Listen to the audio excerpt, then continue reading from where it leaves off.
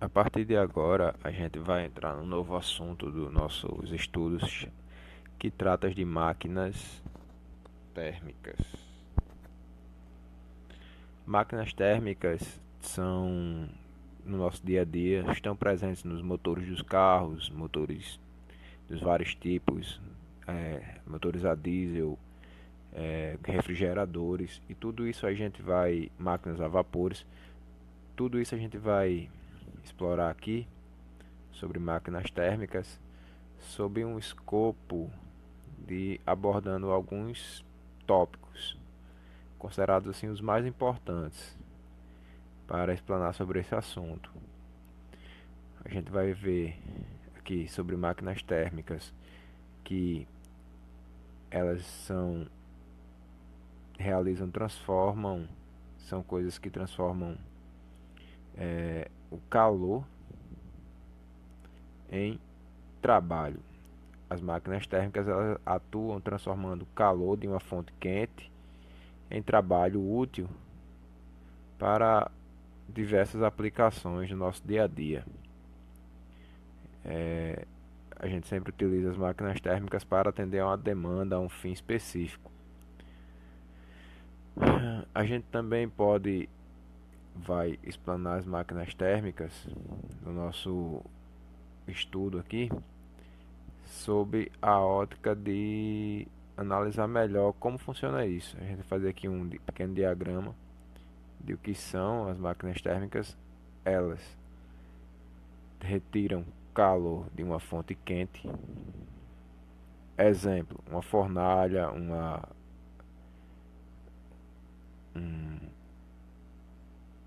uma caldeira, e ela joga isso para uma fonte fria, geralmente do meio ambiente, um condensador, uma coisa desse tipo.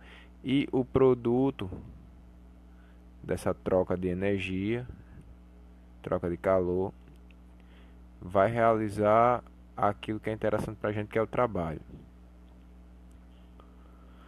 É, também isso, durante essas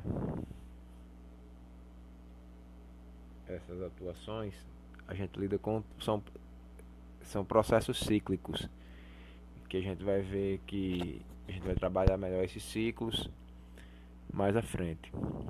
Outra coisa importante também para o nosso dia a dia é verificar o rendimento de cada máquina térmica. Ou seja, é interessante para a gente saber o quanto que essa máquina aproveita, o quanto que ela aproveita esse calor retirado de uma fonte quente, a porcentagem dela que é transformada em trabalho efetivo pela gente. Isso depende do calor fornecido e do trabalho realizado pela máquina. Ou seja, um motor é eficiente quando ele consome pouco combustível e rende muito movimento, muito trabalho para ser utilizado para um fim específico.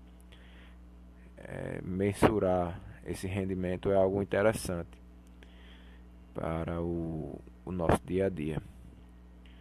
E a gente vai também analisar como esses processos, como isso se dá através de gráficos. E a gente vai conhecer também como funcionam os motores quatro tempos, que são o ciclo de Otto, esses motores a ciclo Otto, o ciclo diesel, que no caso são os motores a diesel, e o ciclo de Carnot, que está diretamente ligado à segunda lei da termodinâmica. O ciclo Otto e o ciclo diesel são voltados para são os princípios de funcionamento que a gente tem nos nossos carros do dia a dia, por exemplo. Motores de quatro tempos são mais comum utilizado e o ciclo diesel do motor a diesel. Agora a gente vai ver aqui como que funciona de forma mais detalhada uma máquina a vapor, que é a máquina térmica primordial. O início das máquinas térmicas elas vêm da máquina a vapor. Elas são feitas de um motor que, como a gente já viu, retira o calor de uma fonte quente, produz trabalho e passa para uma fonte fria, só que ela faz isso em processos. E são esses processos que a gente vai explicar melhor agora aqui no nosso estudo. As máquinas a vapor, elas têm uma importância histórica muito grande. Desde elas foram responsáveis pela Revolução Industrial, a princípio utilizando esses princípios físicos. E o seu funcionamento vai ser melhor detalhado aqui no decorrer do nosso vídeo e dos nossos estudos.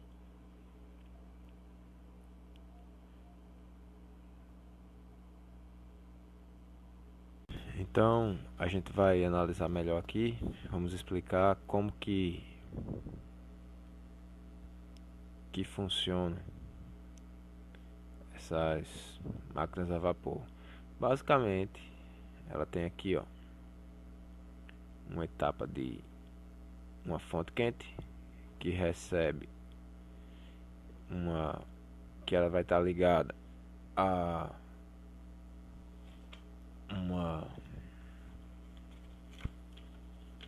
com um pistão de admissão, que ela vai para uma câmera que vai movimentar um pistão, e ela vai ter dois pistões aqui, ó, uma de admissão e uma de exaustão. Aqui está o pistão, certo? E aqui a gente está utilizando a máquina a vapor, e aqui vai estar o êmbolo, o mecanismo, que vai estar ligado geralmente a uma roda, que o movimento desse pistão para frente e para trás vai fazer com que essa roda gire. O que é o interessante para a gente aqui é movimentar essa roda, seja será uma locomotiva, e esse movimento do pistão para frente e para trás vai fazer essa roda girar através do trabalho. A eficiência disso aí nos gera trabalho. Então a gente já viu que tem ali a caldeira, e aqui a gente vai ter um pistão para uma câmara de exaustão do gás aquecido, e que ela passa aqui por um condensador. Aqui está o gás, o vapor, vai fazer essa roda girar, e após, no movimento de contração, ele vai retornar para a caldeira os gases após passar pelo condensador. Ele sofre aqui, ó, um resfriamento, ou seja, uma condensação do gás que já foi explodido da fonte quente.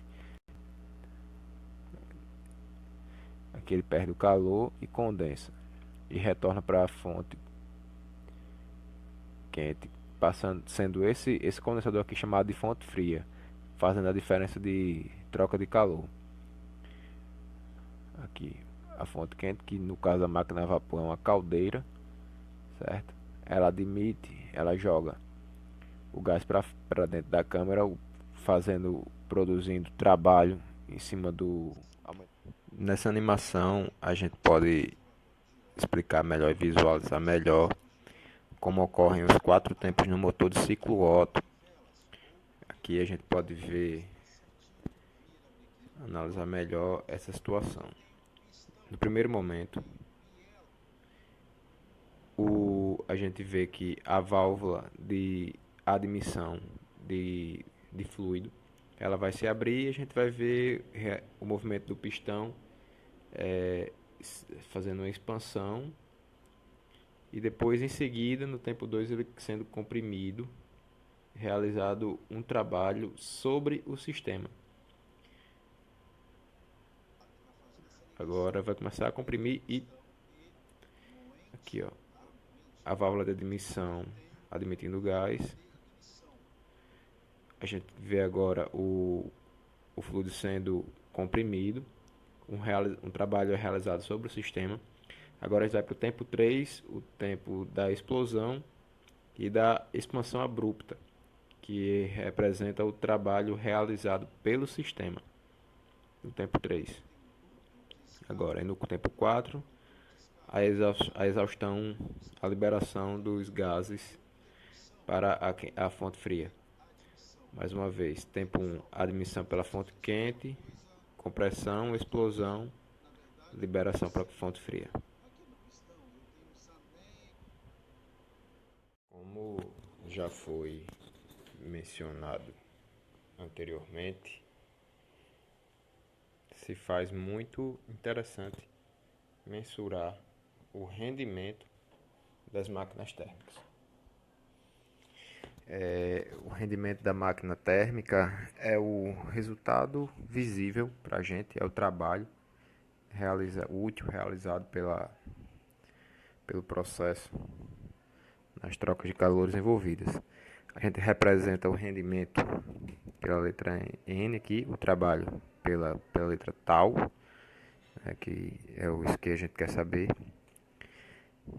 O rendimento como já foi apresentado rapidamente anteriormente, é a razão entre o trabalho realizado dividido pelo aquilo que se é fornecido, a quantidade de energia quente. Ou seja, é aquilo que você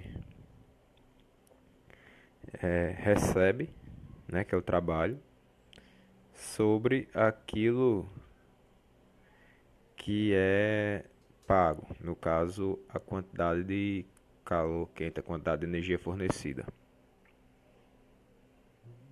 Dessa maneira,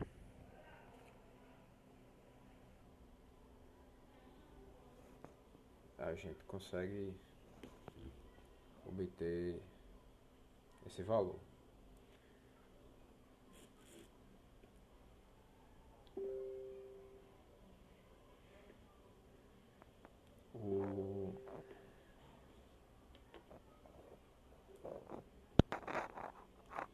A fonte quente, nesse caso, ela pode ser uma caldeira, como máquinas térmicas anteriores, pode ser a quantidade de calor produzido pela combustão de um vapor aquecido, de um motor, de um diesel, coisas desse tipo.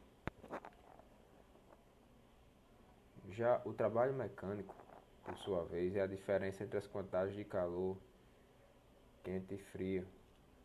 E por isso a gente pode escrever o rendimento das máquinas térmicas por meio dessas quantidades também.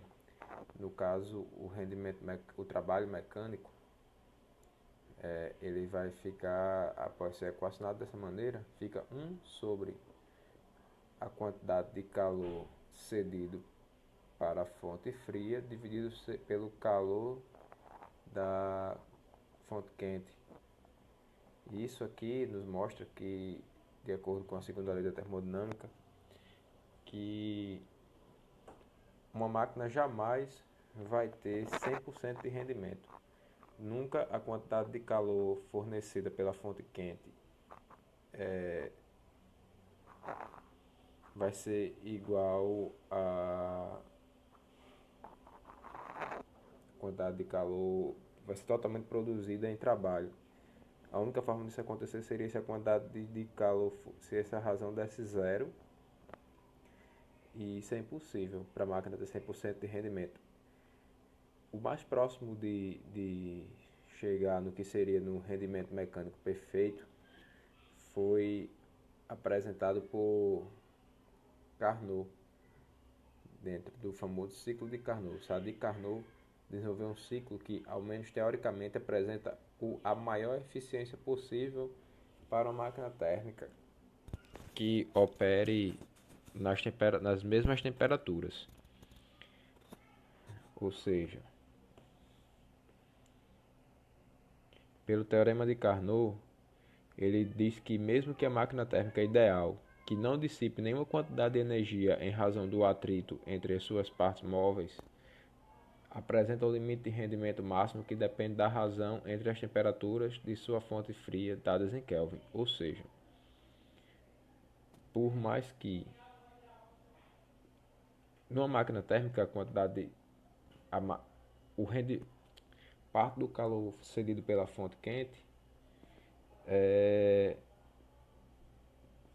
dissipada na carenagem, é dissipada para o meio ambiente independente antes de chegar na fonte fria, ou seja, isso é impossível dar, ter 100%. E mesmo que não houvesse atrito entre as partes,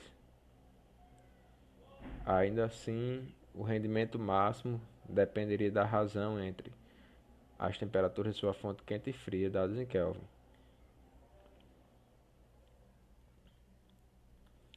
Como a gente sabe que a quantidade de calor da fonte quente, a razão entre ela e a da fonte fria é igual à mesma razão da temperatura entre a temperatura quente e a temperatura fria, esses valores podem ser substituídos nessa fórmula aqui e dados expressos em razão da temperatura.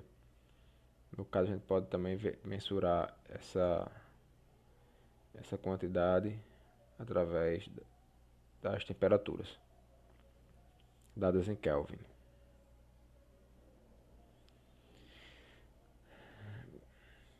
Aí a gente consegue perceber que para que esse rendimento fosse 100%, a temperatura fria teria que ser nula, ou seja, 0 Kelvin, a temperatura zero absoluto.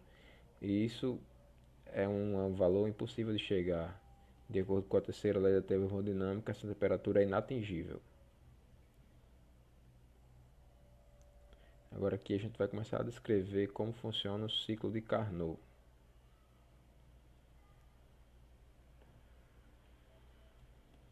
O ciclo de Carnot ele é expresso sobre duas isotermas como a gente chama.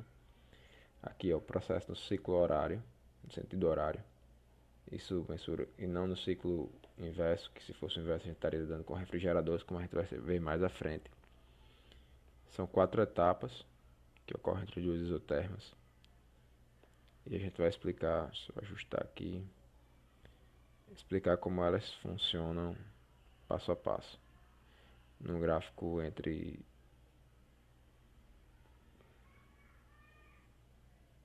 que mensura volume e pressão.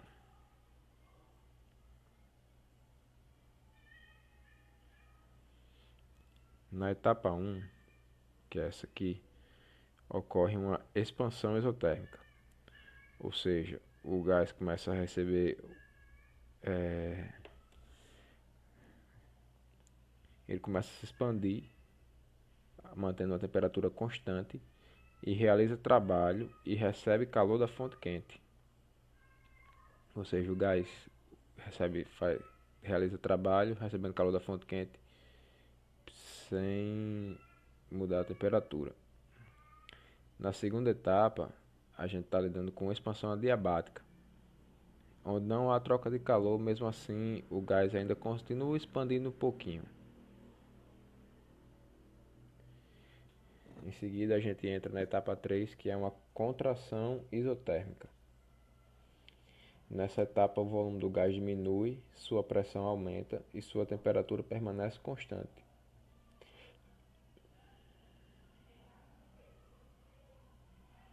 Justamente a gente está lidando com a contração isotérmica. Além disso, o gás perde calor para a fonte fria. Aqui. E nessa etapa realiza o trabalho sobre o gás. Aí a gente finaliza o ciclo de Carnot na quarta etapa, onde o gás tem um aumento rápido de pressão e pouca diminuição de volume, mas não há troca de calor durante o processo, por isso é uma contração adiabática.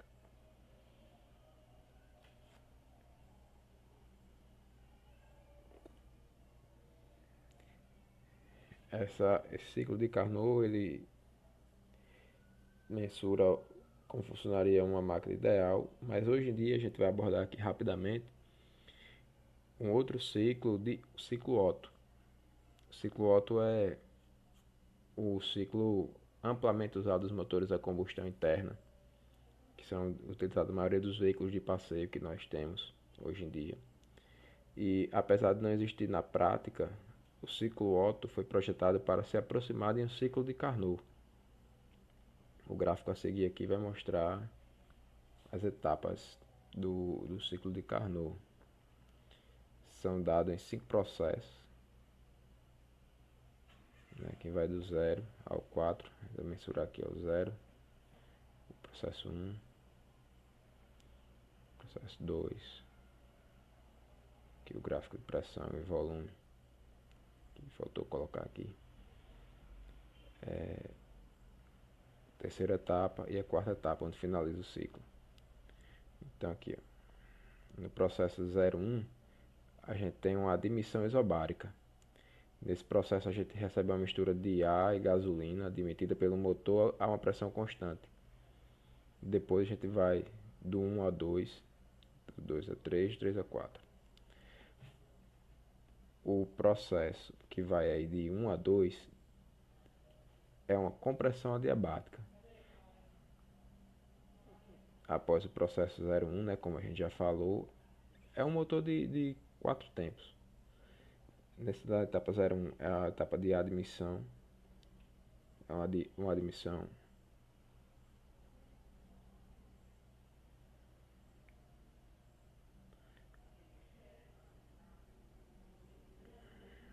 no processo 1, 2.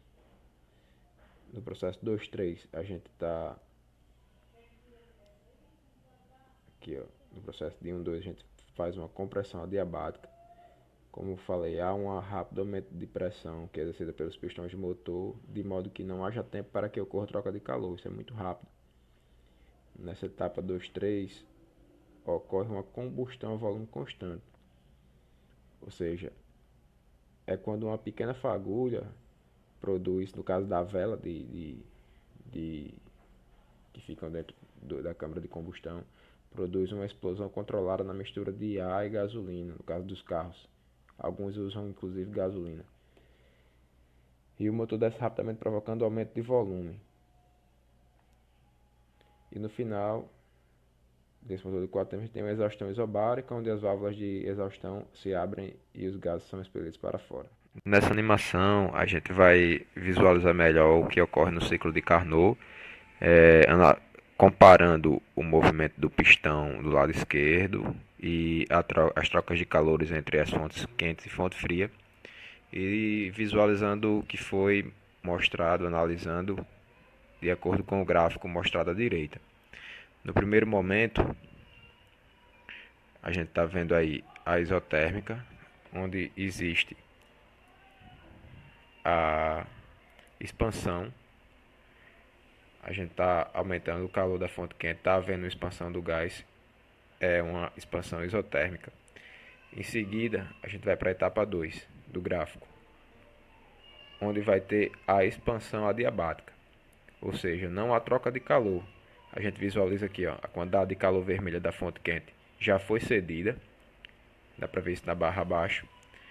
Agora a gente está na expansão adiabática, ou seja, não há troca de calor.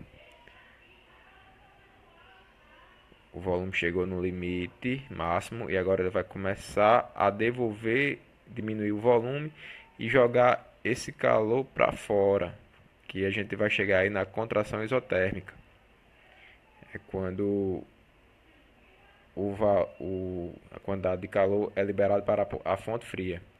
A gente está vendo isso no gráfico até chegar na fase 4, que agora a gente está na contração adiabática, ou seja, todo o calor já migrou para a fonte fria, mas a máquina ainda trabalha de forma adiabática por um tempinho. Aí mais uma vez, mais um ciclo